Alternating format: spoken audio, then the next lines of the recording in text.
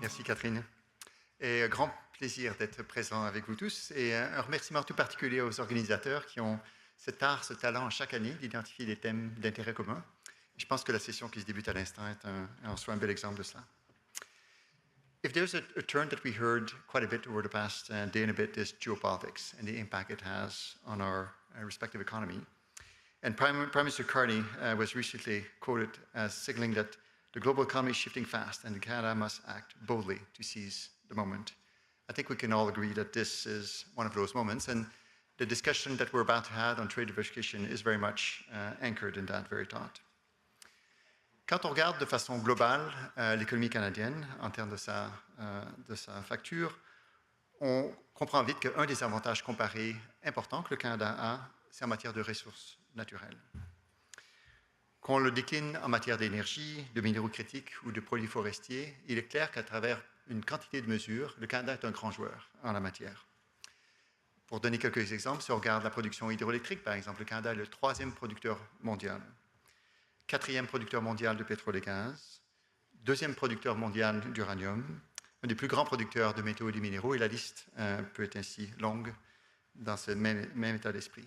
Alors, pas étonnant quand on regarde de façon globale les comptes nationaux du Canada et nos volumes d'exportation, 52% des exportations canadiennes sont dans ce secteur des ressources naturelles, ce qui représente 370 milliards d'exportations annuelles. Donc, clairement, des sommes significatives. Par contre, 75% de ces mêmes exportations sont destinées à un marché, le marché américain. Et c'est ce qui donne lieu un peu à la discussion qu'on s'apprête à voir, comment explorer d'autres marchés au-delà du marché américain.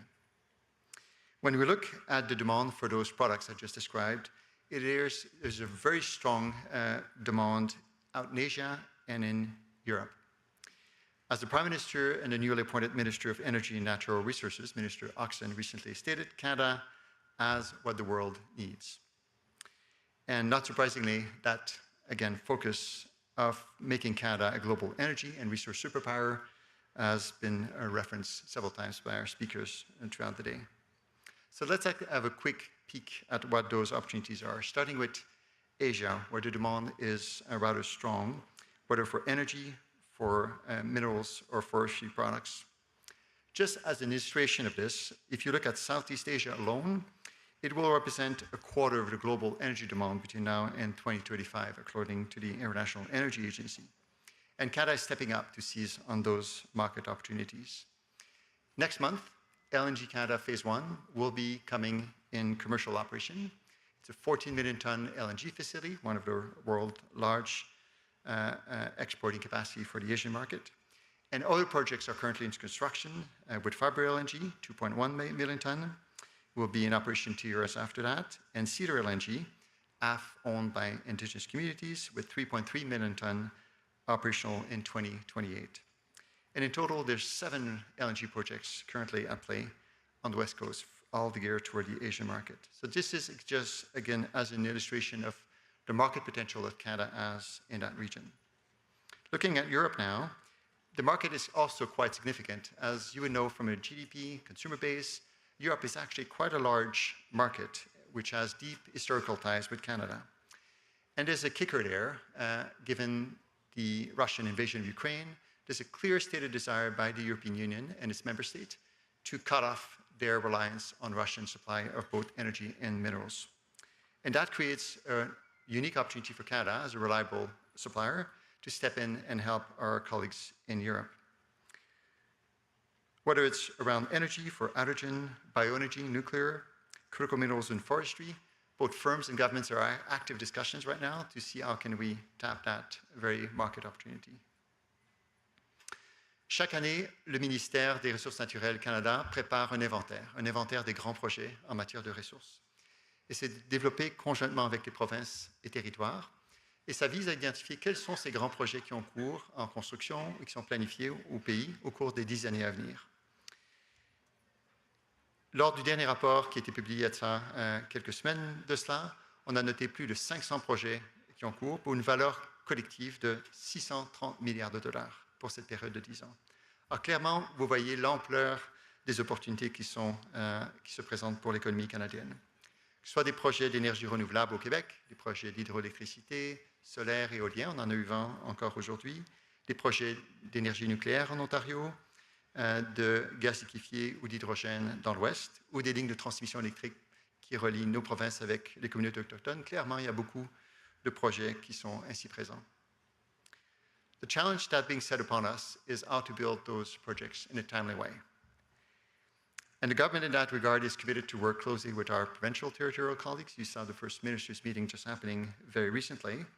Our Indigenous communities and our firms and investors will have to be part of that endeavor.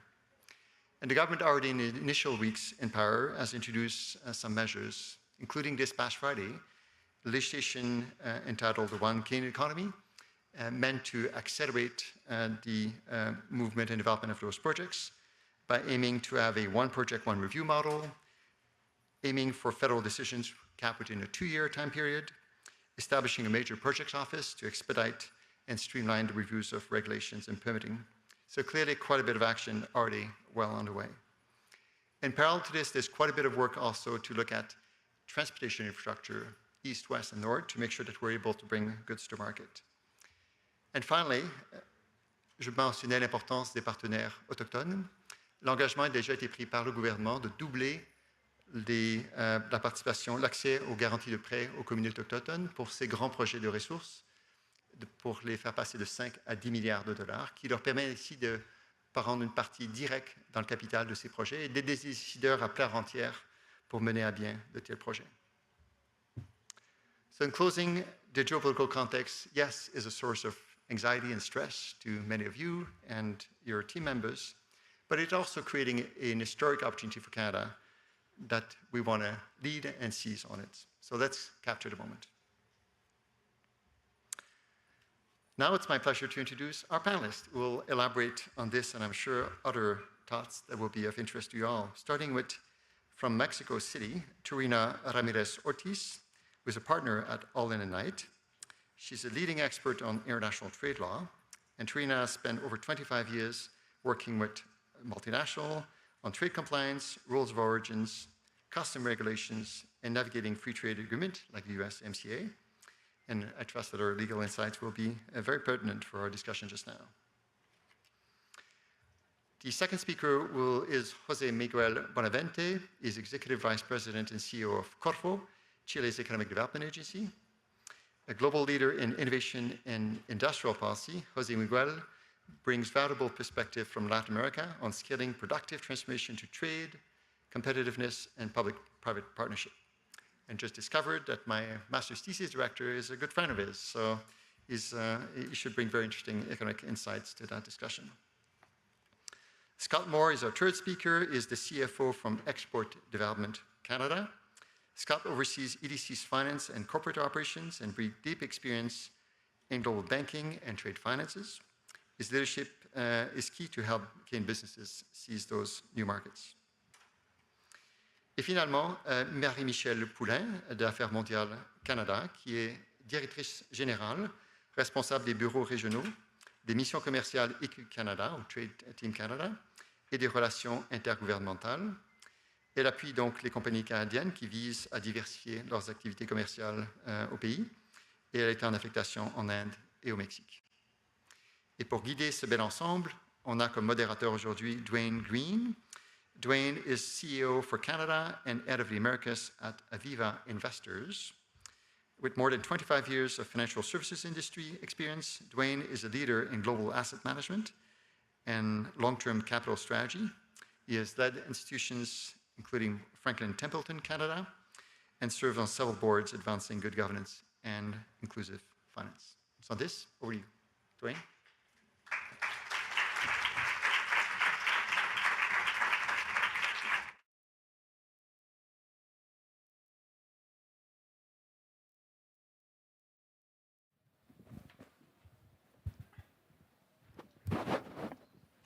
Okay, buckle up. This is part 2 of the lunch session, for those of you that were here. Which role do I get to play, Duane?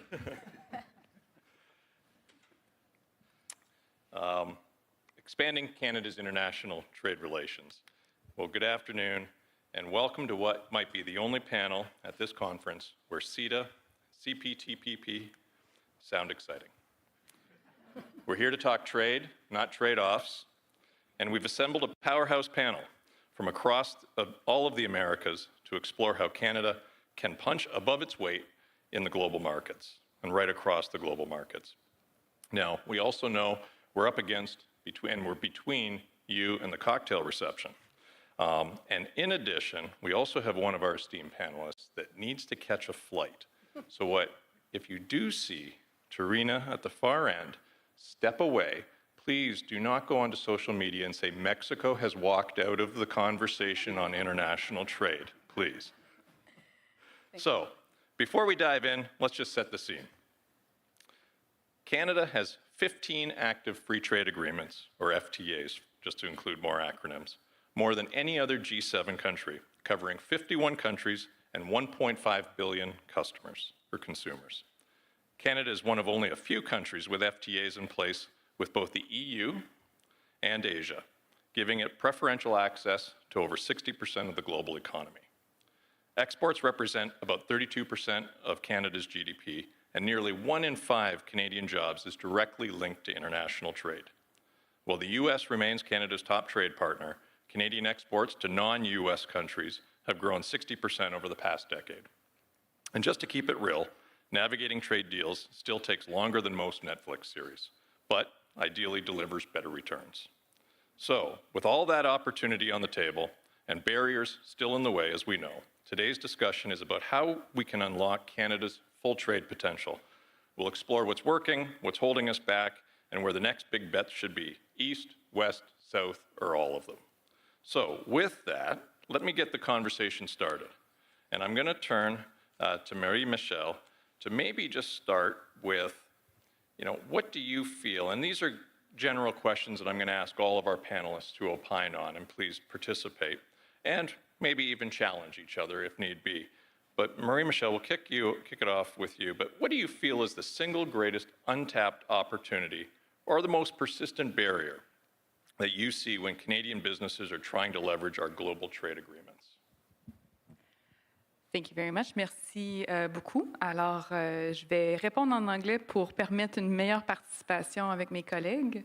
The biggest single barrier to taking advantage of our trade agreements, I think it's remembering to apply, remembering to ask for the preferential market treatment. And I realize this when we look at the data. We've got free trade agreements, like you mentioned, with 51 countries, and the utilization rate really varies, unfortunately.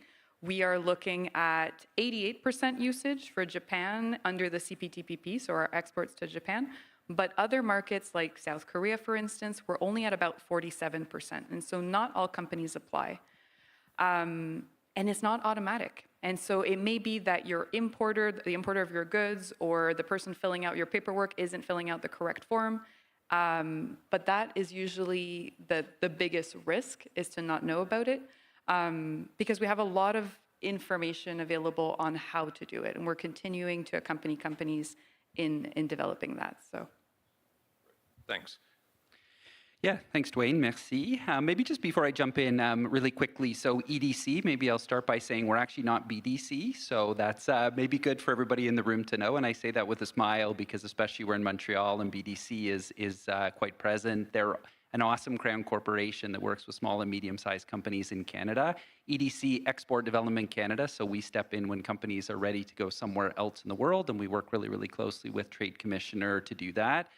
We have about 27,000 customers that we work with, so a very big number, over $150 billion of exposure. So we do lots of big things around the world. We've been focused on diversification forever, meaning 80 years. Sometimes it was hard to get companies to pay attention. Now it isn't, which is awesome. I think coming back to your question, Duane, for us, it's actually even maybe a more basic level. It's actually like the unknown, right? If you're a small and medium-sized company, and what you know is Canada, what you know is the US, maybe you know France, maybe you know the UK. It's like, okay, like what do I do to go somewhere else? There's a lot of countries out there. There are a lot of free trade agreements. They're amazing. But like, which market do I pick? And how do I even go about selecting that market?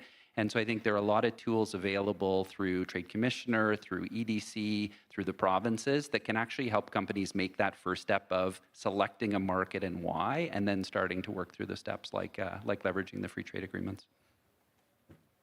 Jose, just continue down the line here. Bon, merci pour l'invitation. En chilien, on parle français aussi un petit peu, but thank you very much for the invitations as well.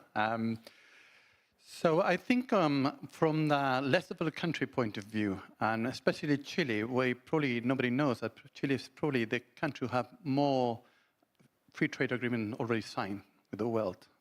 So this is, and we have a lot of experience on that. And concerning your questions, one of the things that we're really looking forward is first, we see the free trade agreement not only in a mechanism to increase the trade of goods and services. In a certain way, now we see the free trade agreement as a mechanism to, to trade capabilities. And this is, I think, very important, at least for a less developed country's view. The second one is, as already mentioned, we're not using the free trade agreements as much as we can. Especially from our point of view. So, widening in terms of, number of countries or the services and other kind of, mechanisms will be very helpful, at least I think not only from Chile's side, but also from the Canadian side. And the third one is the free trade agreements is a necessary condition, but not sufficient condition to move forward in this agenda. And trust, consistency, history, idiosyncrasy, like-minded countries also plays an important role. The role of the state to help especially SMEs, which is also the case in the case of Chile, to push them to go overseas and expect and see how the rest of the world is moving, and also to attract, complementary, mechanisms from, say, here to Chile.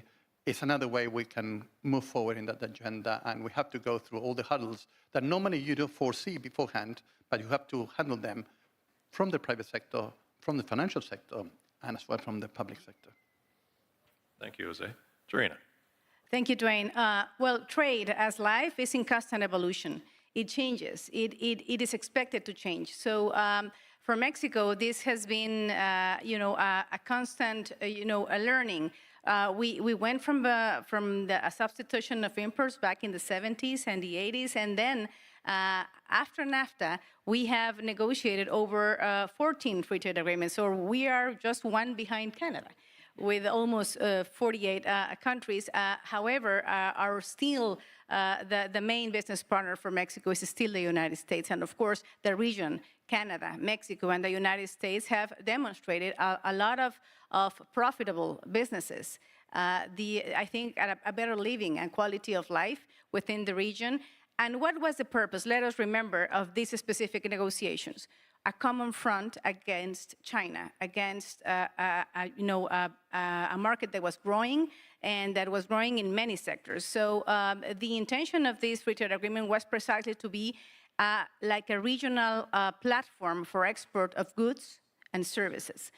Mexico has been, I think, a very good ally of both the United States and Canada, but we can be better friends, I think. I think that the trade with Canada, even though it's very important, it's over like 60 billion of Canadian investment in the country, and vice versa, like 20 billion from exports from Mexico to Canada and 15 from Canada to Mexico.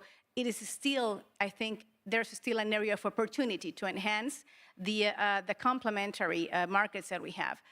We do export a lot of automotive and transformation and heavy machinery to Canada, and Canada has a lot of auto parts and supply for the manufacturing industry, not only in the automotive sector, but also in the aerospace, pharma, agriculture. So I do believe that these turbulent times need a reflection and need a high-level integration and understanding of how these markets can complement better, how can they do business in a much more holistic and efficient way. And of course, taking advantage of all these free trade agreements, it looks easy, but it is not something that, for instance, I think Mexico and Canada have done the same. I mean, they even though we have, for instance, free trade agreements with Europe and with Japan and with Israel and many Latin American countries, still the USMCA now is our main focus of economic development. So I do believe that that area of opportunity should be enhanced and should be well structured and implemented. That is a challenge, the implementation. It always comes down to execution, doesn't it? Exactly. Good. Well, you mentioned a couple of different sectors in that comment. Maybe, Scott, I'll just turn to you. From your perspective, what are the sectors in Canada that you feel that we have a competitive edge globally, and where do we punch above our weight? Yep. Great question. We probably spend lots of time thinking about sectors to try to help guide Canadian companies. And I guess we're lucky we get to talk to small companies and medium-sized companies and lots of large companies, many of whom are in the room today. So I think I always think back to like the three F's always come to mind first. So I know people have heard this one, but food, fuel, and fertilizer is something that often comes up in the Canadian context. And then my answer is, and it's so much more than that. And so you think we talked about energy in the last couple of days, traditional and conventional. There's, the natural gas opportunity in Japan and Korea. I heard all about it when I was there.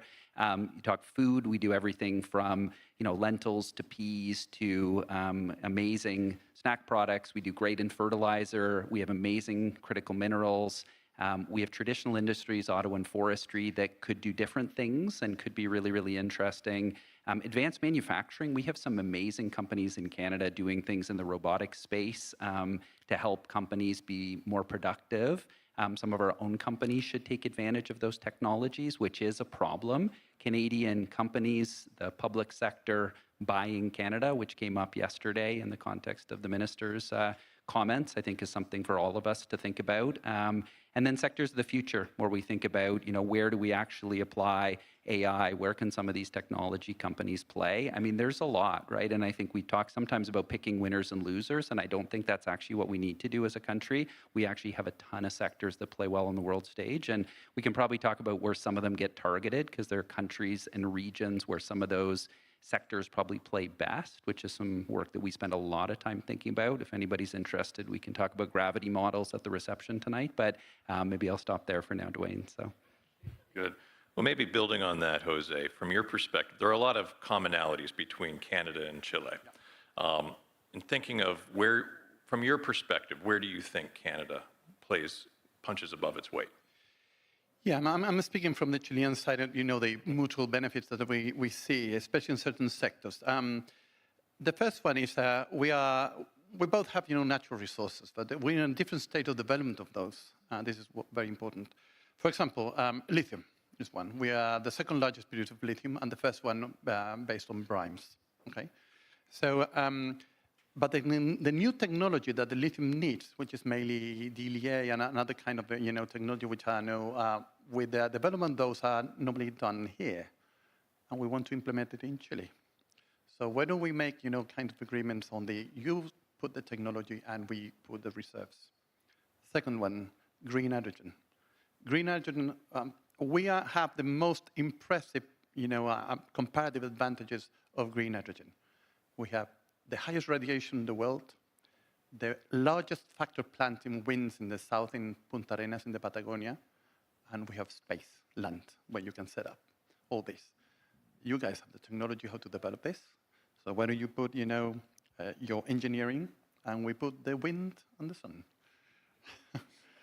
And the third one is, for example, now we're pushing the agenda of, standardized construction based on wood. Why are we doing this? Because it's in a certain way we have to decarbonize our country in 2030. The two before, lithium and green hydrogen, is also focused on this major challenge. So this is the third sector. And what we're trying to do is invite you, because you already know how to build in wood, in timber, and etc. And what we offer, housing deficit. We're trying to move, to increase the amount of housing, especially for less, less developed, in certain areas in Chile, where the housing is becoming a very relevant one, and trying to move for concrete-based ones, cement-based one. We are a very seismic country, into wood. Okay, so who are the ones who knows how to do this? You are the guys. All right. So this is, I think, three arenas where despite the fact you and ourselves have natural resources, we see that complementary things that we can do it all together. So this is a challenge. Wonderful. Tarina, you did mention a couple of sectors. When you think of Canada and trade with Canada, what are the sectors from a Mexican point of view that pop up for you? I mean, clearly, clean energy and, of course, renewables. I mean, Mexico has gone a little bit late, I think, in the opening of this specific sector. And once it got up and then it go closed again, politics then get in the way of profitable business sometimes. But now I think that there's a new opportunity for the opening again and the regulation of this sector. Now that the G7 is going to be here and the president of Mexico is going to be here also, maybe you will try to persuade her to open this faster. And I think that there is the intention.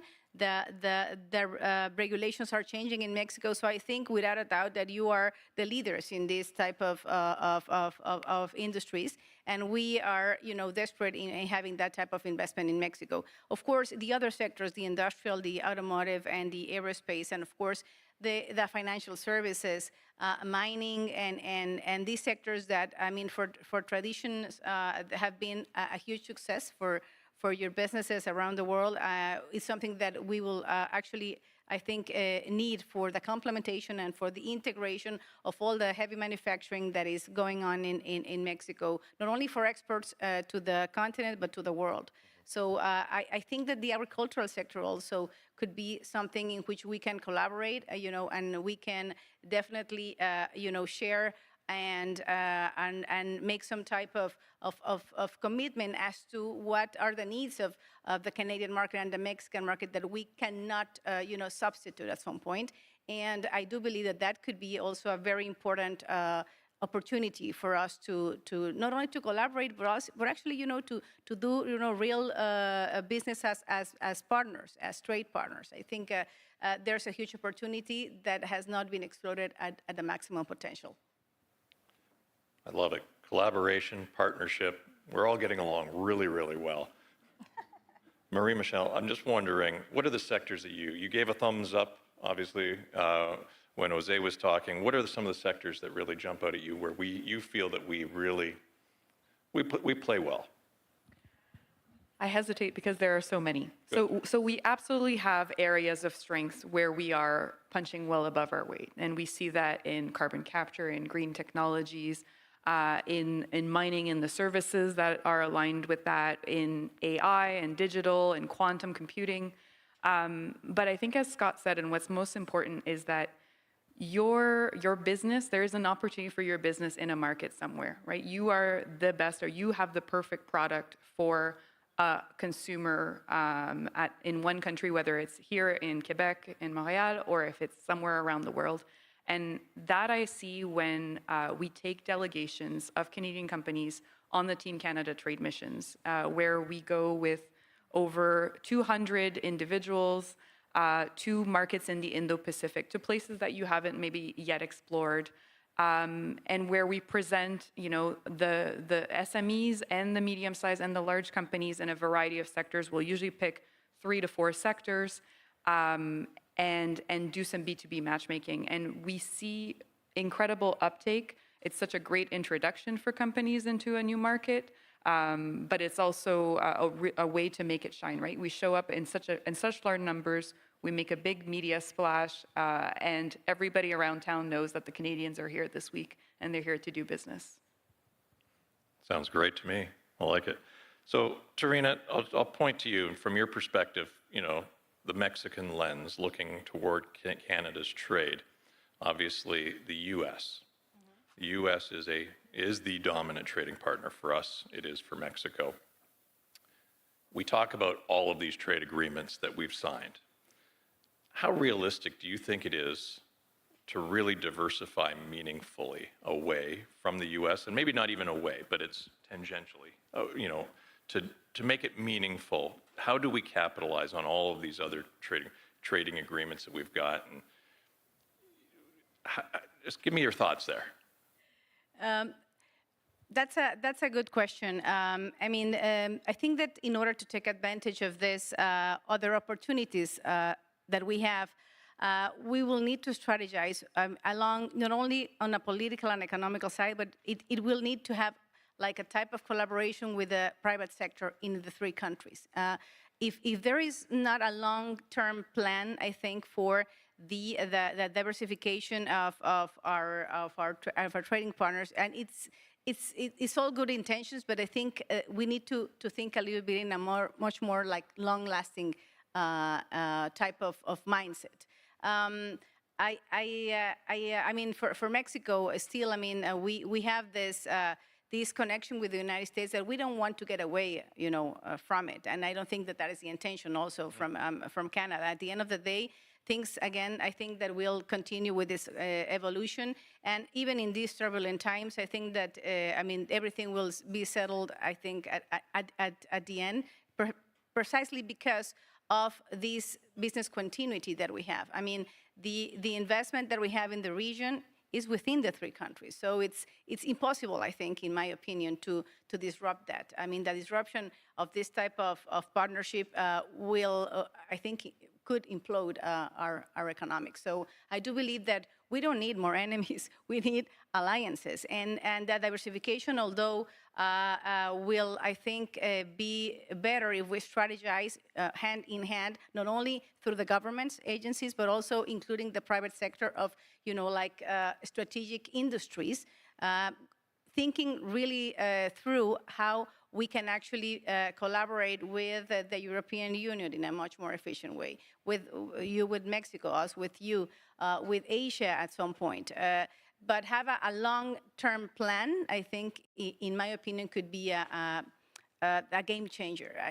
The problem sometimes with politics is that it's just, thought about in a very specific period of time, and that does not sometimes continue. So if we get engaged, I think in a long term with all our business partners in a much more strategic and studied way, an economic and business oriented manner, I think that would be a game changer. No, that's great. So Marie-Michelle, I think maybe to take a different tact or just tweak that a little bit. Premier Tobin at lunch was very eloquent in defining how important the relationship is with the U.S. and the trade, both ways. It's not just a one-way deal, it's both ways. So we do have these other trading agreements. So not how realistic is it, but how do we amplify those other trading agreements then? Excellent question. So it is, you're right, that by the geopolitics, Mexico and Canada are surrounding the United States. It is an enormous market. It is our most important market.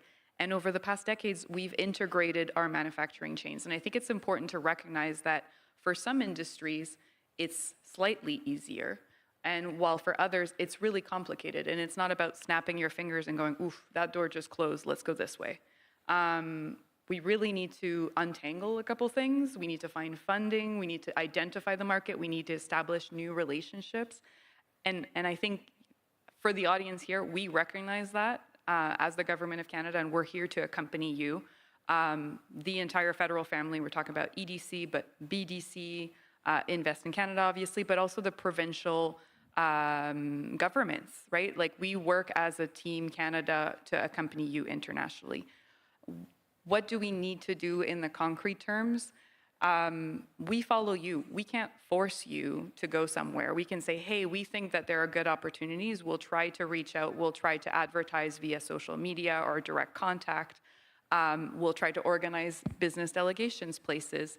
But to a certain extent, the question is where is your competition active, or whose population looking like they have a trend that will mean that your service related to aging and long-term care homes may be a good fit. Who has a lot of water that needs to be purified and you have that tool, right? Each industry needs to, or each company needs to do some research, and with just a little bit, come to see a trade commissioner or go see EDC and have some discussions about where the opportunities lie. We get reports. We have 1,500 trade commissioners around the world, and the majority of our workforce with the Trade Commissioner Service, part of Global Affairs Canada, is outside of the US and Canada. So out of this 1,500, about 85% are not in North America.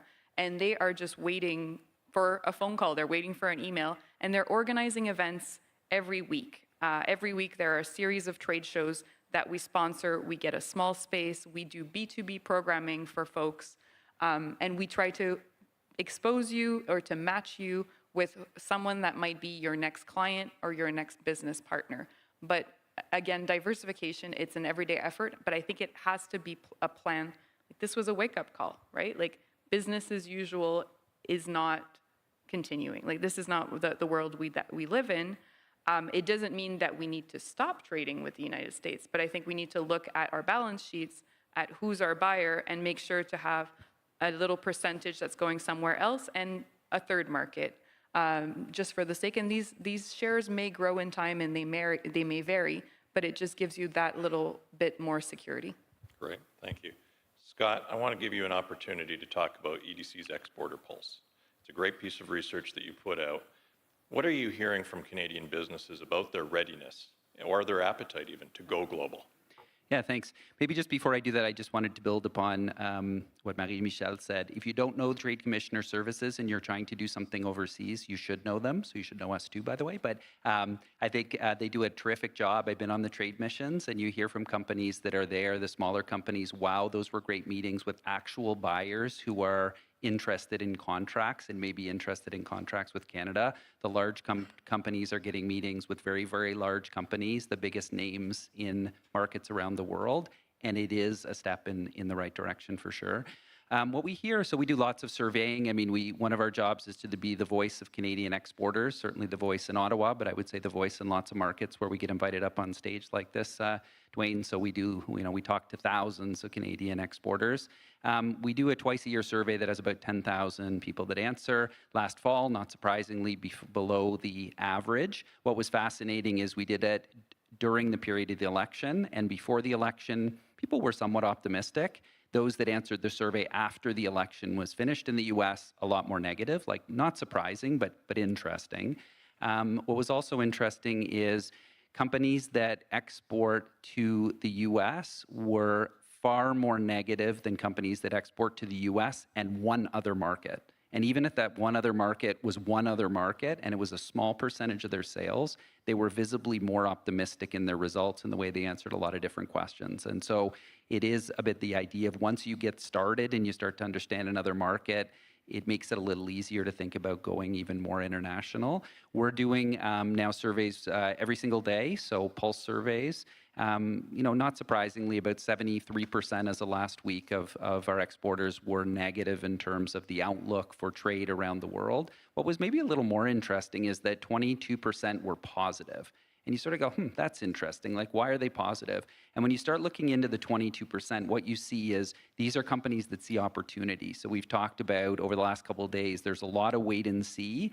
And there's some people that are buying the dip was the terminology that's been used over the last couple of days. And so what do we see? They're buying companies. They're buying companies in Canada. They're buying companies in the US.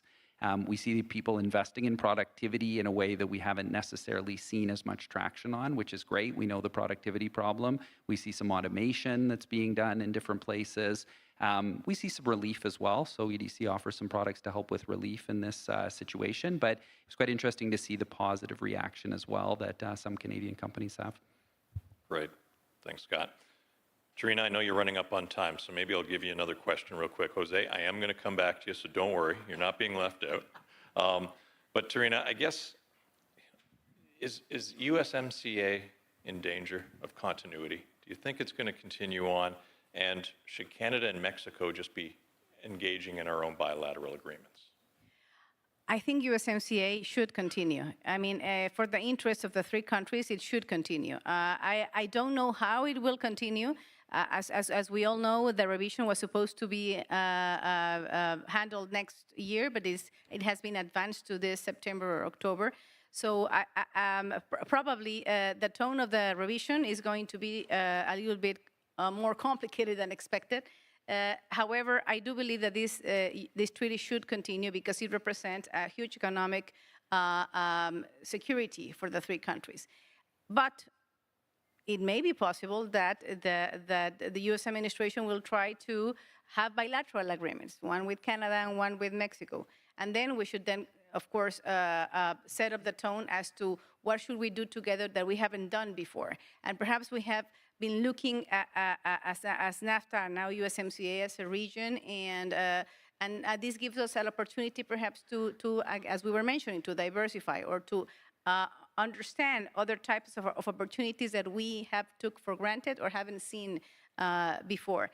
I think it is very important for all of us to understand that a country, I mean, is not defined only by a single person or by a single moment. I mean, I do believe that this time should be considered as a moment of reflection. But as I was mentioning at the beginning of a conversation, trade is constant evolution. So we moved from a globalization of free trade now to a much more protected trade, not only in the United States or Mexico or Canada, all around the world. We see Europe in the same sense. We see Latin America in the same sense. So now I think that we need to adapt.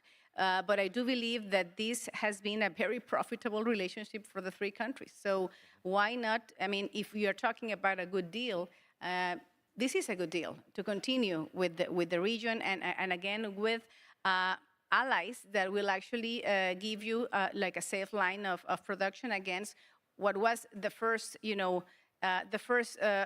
consideration of all, that was China. So again, since NAFTA, China was the target of a potential agreement within the region. And now that China has evolved in every single sector, in every single economic, industry, not only in Asia, but all around the world, this is the line of defense that you have, and at the end of the day, I think, again, that, there should be a win-win situation eventually.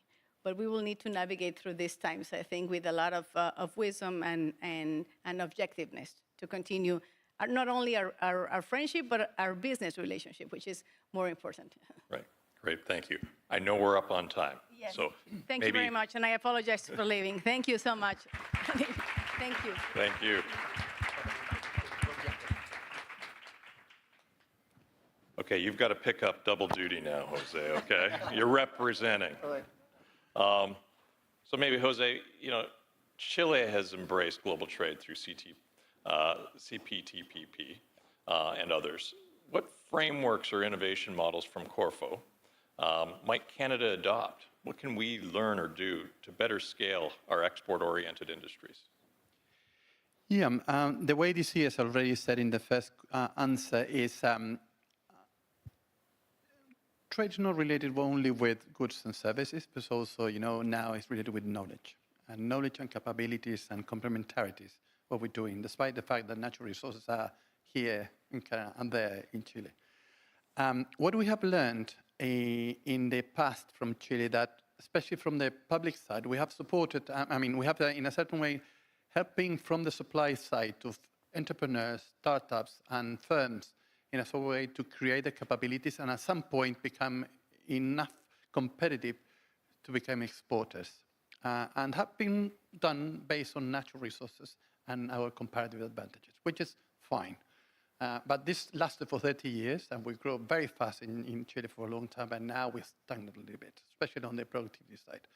So now where we're moving, and I think it's very helpful from the Canada point of view as well, is we're moving in a complementary direction. The first one is we're taking seriously this, challenge and based development and new industrial policy mechanism. So we're not picking winners in the sense of sectors and technology. We're picking challenges, and we only picked one to become decarbonized by 2050. So from then you have derivative demands in terms of which are the sectors: green hydrogen, lithium, wood-based construction, you see? So make everything consistent, because it's not the case in Canada, but at least in Latin America and in Chile sometimes, when you have a new government power, sometimes they swap, into, how to organize and develop the country. But if you have a very long target like this one, and it's now written by law in Chile, this is a very helpful way to, in a certain way, to coordinate what is going on, not only the public sector among themselves, but also with the public and the private sector. And this is giving signals also for countries to want to participate in this process, either investing from Canada in Chile, saying that what Chile is showing is stability and consistency in the long-run view related with this, how to decarbonize. And as already said, there are 3 sectors and probably more that could be of your interest to participate, because we are in a certain way now organizing, the way we see in the future under this dimension. This could also be helpful for what you're trying to do here. Yeah. No, that's great. Thank you very much. Scott, not that I'm asking you to play favorites or anything like that, but I'm just wondering from an EDC point of view, can you share a real world, success story, from where EDC has made a difference for a client? How does that interaction work? Yep, happy to do so. We often, we have a bit of a tradition at EDC where we start all of our meetings with the customer story to make sure, like lots of organizations, that the customer is at the forefront of what we do. I guess I'm fortunate I get to go to lots of places and meet tons of cool companies, and I come back from anywhere. I was most recently in London and Windsor, and I come home and I say to my wife, it's amazing all these cool companies in Canada, right? It really is, as you have a chance to sort of get to know what's happening. So I'll pick 2 quickly, Duane. So first one I'll pick is Clarius. So Clarius is a healthcare company based in Vancouver. What they do is portable ultrasound machines. So when I was visiting with Clarius, they came into the meeting room, they took out an ultrasound, took out their iPhone, and he scanned his knee for me in front of me and showed me on his phone. And he said, "You want me to do yours?" I'm like, "Well, no, I'm okay. My knee's fine." But you can imagine the real world applications of something like that in clinics, and you could be sort of anywhere in the world, in remote parts of the world. So Clarius has had lots of support from Team Canada. So they joined Team Canada trade missions. You probably met them at some point, Marie-Michel. They took real advantage. They had B2B meetings in lots of different countries. They're very focused on Asia Pacific, like we are. So we didn't talk a lot about Asia Pacific today, but huge opportunity. We have 12 representations in Asia Pacific, so people on the ground in Tokyo and Manila and Ho Chi Minh and Bangkok and all sorts of places that have connections with buyers, that have connections with large international companies to help actually put together transactions for companies like Clarius. The second, Northland Power, came up yesterday, and notwithstanding we'd love Northland to do more in Canada, and certainly we'd love to see more stuff get done in Canada. We actually think EDC could play a role in a lot of it also alongside the Canada Infrastructure Bank, given that a lot of it will be trade enabling, and we need the enabling part of it to get trade done, and that is part of our mission as well, so big role to play. Northland does some really, really cool projects outside of Canada, so they've done projects in Poland, they've done an offshore wind project in Taiwan, and we put together huge financing. These are $100 million at a time. Some of the projects are well above $1 billion, and we can help put together financing to get a big project like that done, so sort of small to big. Lots of great success stories, Duane. Great, no, that's great, super, thank you very much. Marie-Michel, I guess when you're organizing these trade missions and companies are reaching out to you and engaging, what are the top 3 markets that Canadian companies are really keen to either get into or explore more? What are you hearing from companies? I'd have to look at the latest data. But I like Clarius. I've worked with them, yes, and they've come to our trade missions. In terms of markets, obviously there's the United States. There's a huge appetite for the UK and for France as well. But then again, beyond that, it really depends on the product. So we have, some companies that will say New Zealand, Australia is really what we're going for. There's a strong interest in Japan. Mexico is our 3rd largest trading partner. It's a door to Latin America because you get to take advantage of the language skills of your partner locally. So it really depends. We do basically, though, place our trade commissioners and our resources based on annual surveys on demand. So the bigger the trade team, the more, asks and the more clients we're serving in that sphere. But I did want to talk about one company as well that we've been working with, and I'm sure you have as well, at Watershed Monitoring out of Quebec City, that has had some really great successes lately. We started working with them, I think, in February 2023. They've joined on a few trade missions, including a women's-led trade mission in Vietnam and Thailand. And then they participated in a series of TCTM, so Team Canada trade missions. And not only have they made sales, but they're monitoring and analyzing. They have a system that helps monitor and analyze water quality. And with that technology, they've had great success in Europe already, and they found a partner that they signed an MOU with in Vietnam just recently to export their technology and their savoir-faire in ASEAN countries in the future. So there's that. Great, thank you very much. Jose, I'm going to have you bring us home here, okay? And I'm going to ask, and I would like all the panelists to, opine and give me their thoughts. But if there is just one mindset or capability that Canadian businesses need to strengthen or must strengthen to thrive globally over the next decade, what is it? Oof.